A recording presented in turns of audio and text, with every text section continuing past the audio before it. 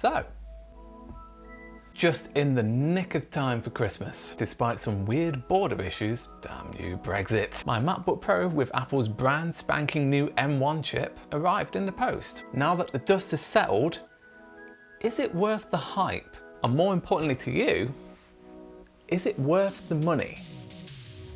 Let's get into it. Hey up, and welcome to New Rising Media, your home of hands-on reviews and gloves of opinions about tech and gaming. I'm Jason England, all-round nerd journalist, and I thank you for taking the time out of your busy day to watch this video. Cheers. Right, so we'll start with all the usual review declaration gubbins straight from the top, and a little bit of context as to why I have this machine. I bought this thing myself. It was not provided to me by Apple. The specs that I went for, I've gone for the 1TB version with 16GB of RAM, which sets us back about £1,899 or $1,899 over in America.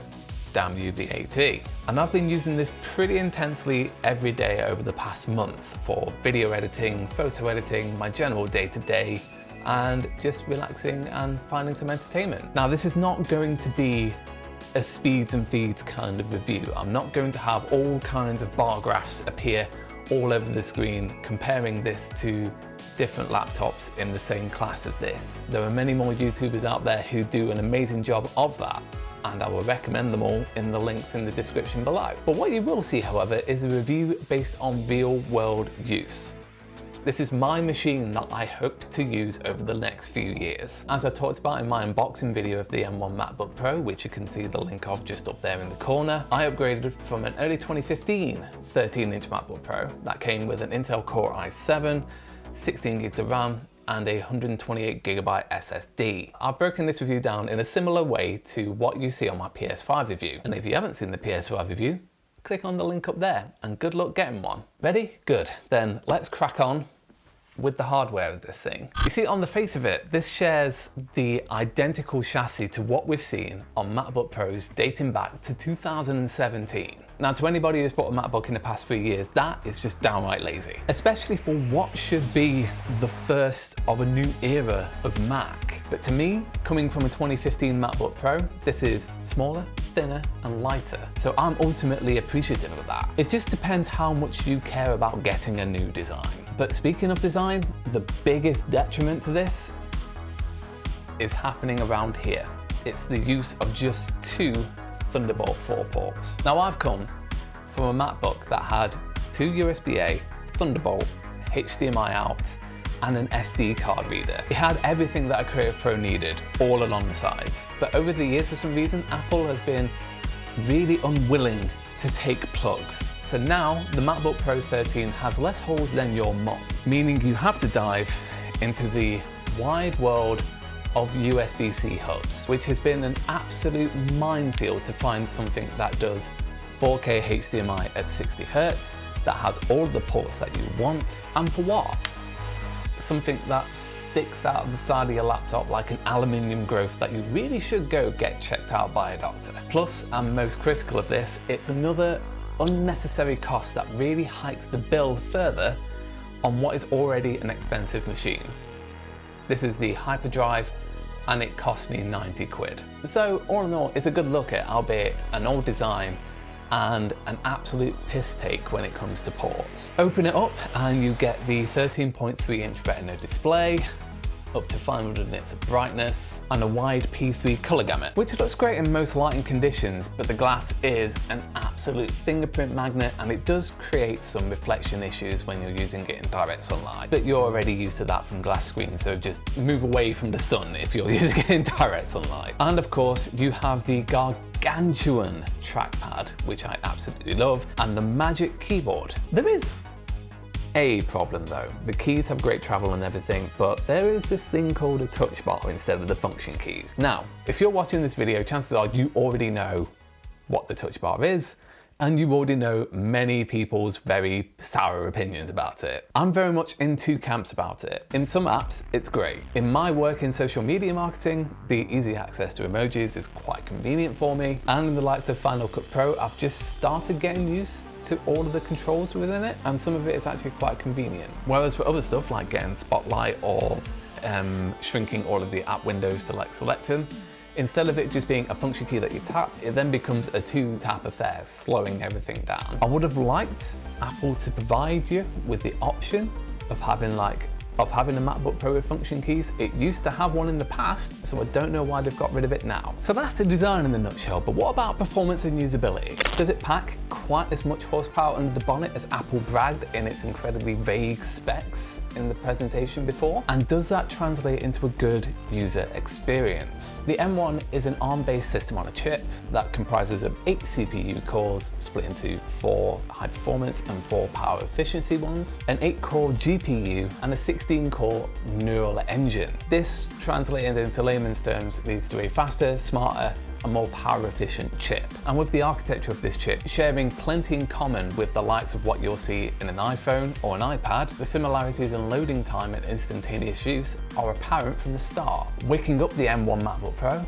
is instantaneous compared to my 2015 model, where I would open it up and it'd take a few seconds to decide whether it's going to come on or not. Chrome browsing across 10 tabs, which is usually my day-to-day workflow, was an absolute cinch for this thing. Whereas my old MacBook Pro would have sounded like a jet taking off and it would have slowed to a crawl. Loading up Photoshop documents on this thing was a matter of a few seconds, whereas on the other one it would take 10 to 15 seconds. It's the big improvements in loading time that makes this so much better. And one of the more mind-blowing elements in my time using this so far is using Final Cut Pro. Normally, for a video like the one I uploaded about the weirdest CES tech, link up there in the corner, the export on my old MacBook Pro would have taken about an hour and a half tops. Now, and this is absolutely bonkers, it took just over 16 minutes to export. And not just that, just over 16 minutes to export without it plugged in. And it only took off 1% of the battery. If I did that on the old MacBook Pro, it would have died. But of course, these are just statistics on usability. They don't paint the entire picture. The whole software side of it is as seamless as you would expect from any Apple product. macOS Big Sur is a great OS that marries the world of iOS with the world of macOS with some nice little integrations between the two. It was the logical endpoint of all these different meeting points between your iPhone and your Mac, such as being able to use this as your FaceTime device or using iMessage for it, and using Intel apps is silky smooth. So the Rosetta 2 software that they built does a great job of translating the app, but also outside of the Apple apps that have already been converted for use with M1, a lot of developers are already jumping over very quickly. So what was once this utter deal breaker for the use of Microsoft Surface Pro X is now just no problem whatsoever. And I can envision a lot of computer manufacturers moving over to ARM architecture very soon because of it. So usability wise, it's up there with some of the best laptops I've used. But there is one glaring omission to this for many Pro users, and that is the lack of dedicated graphics. If you have a workload that depends on having a dedicated GPU, you're not going to be able to. Don't get me wrong, the 8 cores of integrated graphics power work great for iPad level kind of gaming experiences. And the games, if you've seen them across iOS, are getting better. Like just recently I've started playing Nuts, a squirrel surveillance game, and that is a great experience, a lovely little first-person adventure kind of puzzler that I recommend you play. But anything more graphically intense that represents something that is more of a traditional video game, this isn't going to handle. And plus many of them aren't compatible with the likes of the M1 Mac. So gaming and GPU intensive stuff, if you need something right now,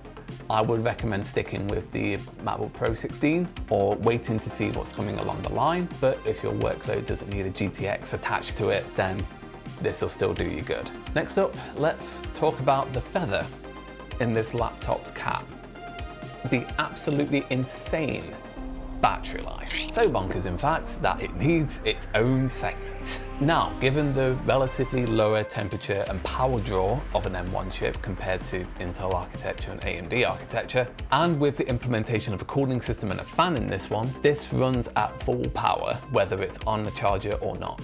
The only difference really in my testing has been that the display will just get a little bit dimmer, just to preserve a little bit more battery life, but that's it. Now for how that translates into real world usage. On an 8 to 10 hour day which consists of Chrome being open with more than 10 tabs for article research, writing and editing, for my emails, either Apple Music or Apple Podcasts being open and playing, and a couple of hours on Photoshop thrown in there just to edit some images for the articles. And then during my lunch break, just a little bit of video streaming, whether it's rewatching The Office for the 100th time or rewatching Parks and Rec for probably the 99th time. After all of that, my battery has gone down from 100% down to, I'd say, around about 55 to 65%. That is very much on par with the round about 20 hours of battery life that Apple was touting at their keynote. And given the battery in my previous MacBook Pro lasted about an hour tops, it is a dramatic improvement for me, but I also know across more recent machines, it's also quite an improvement over them too. Going back to that weird CES tech video, when it came to editing, I found myself in the common pickle that I was in. I was ready to edit, I'd sat down, I got my headphones, but I left the charger in the other room and I was too lazy to go and get it. So I thought, screw it, let's give this a go and let's see how it will fare. The battery was around about 80 to 85% at this point. So after 5 hours of pretty intense work on there, applying LUTs to all the clips, editing the audio, adding all the B-roll clips, adding the soundtrack underneath it, multiple renders throughout, a full export, and even a full upload to YouTube, I used up about 70% of that battery. So even the most processor-intensive tasks struggle to kill the battery. This is something incredibly special for prosumers. I hate that term. Except there is one thing, and that thing is the future. Because this may be a big generational leap for Macs, but this train is only speeding up. It turns out that there's already some leaks about the next step up to these coming in the next few months. We're already getting news about a major redesign happening across the MacBook Pro lineup, rocking some minor design tweaks, such as getting rid of the touch bar, a brighter screen, the return of MagSafe charging, which is the one thing that I will say my old MacBook Pro had as an advantage over this thing. And as I said at the top, the touch bar is gone and they'll be replaced by function keys. You absolute beauty. And most importantly to the spec heads out there, they will be coming out with the next version of the M-based series of chips, which may hopefully work with dedicated graphics. Now, one of two things may happen here. Number one is that this 13-inch MacBook Pro will cease to exist, and it will leave just the 14-inch and the 16-inch MacBook Pros that are being rumored. To me, that is less likely. What I would put my money on, even though I'm not a betting man anymore, because the last time I betted, I had to walk home 4 miles because I betted away my bus fare, is that these higher-end models will form a higher tier of MacBook Pro for people to buy, and this will stay as the entry model. So this puts the MacBook Pro 13 with M1 in a weird position. By this point, if you want the cream of the crop, you are better off waiting than settling for this. If you're in a position like me, and you absolutely love the portability of the 13-inch form factor, and you've been holding on to your old MacBook Pro for a few years and you're looking for an upgrade, this is it. This is the machine that you absolutely should get. And if you are somebody who doesn't care about new stuff and you just want something that can be a daily driver through work and leisure, that can also stay right there with you through even the most intense tasks, and that also has a great worry-free battery life that will last all day for you, then I would also recommend this too.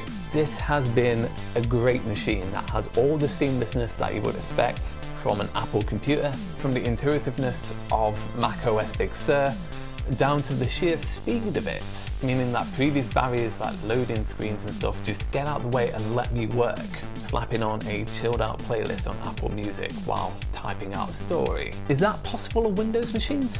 Of course it is. No one is denying that whatsoever, but many don't do it quite as slick as you would find on the MacBook Pro. But before you go ahead and you add it to cart and you click buy, answer a couple of questions for me. How intensive is your workload really? And can you wait? If your answer to the first question was anything more or equal to, I will be stressing the processor at max for longer than 15 to 20 minutes, then you're going to want to go for the MacBook Pro. But the use cases where that happens are very minimal, such as rendering massive 4K videos on Final Cut Pro, it is very rare that you will be stressing the processor for that long.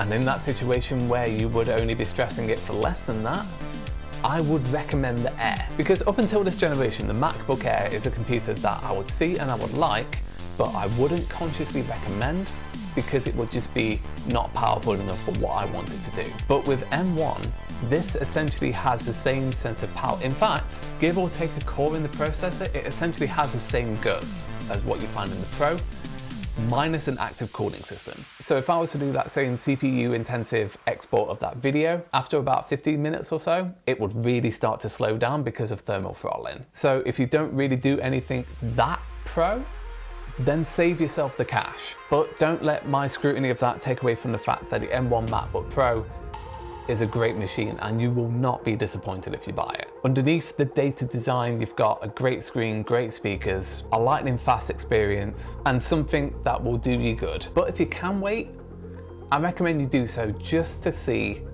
what comes around the corner. And also, you don't want to be that person that has what I call Apple buyer's remorse, where you'll buy something just a few weeks before they announce the new one and everybody gets excited. I did that once. I foolishly bought my first iPad 2 weeks before they announced the iPad 2 and it killed me.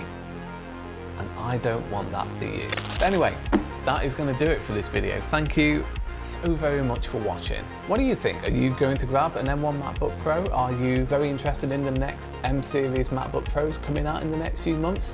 Go and let me know in the comments. Let's have a chat. And as always, likes if you enjoyed the video, subs if you loved it, and I will see you in the next one. Take care.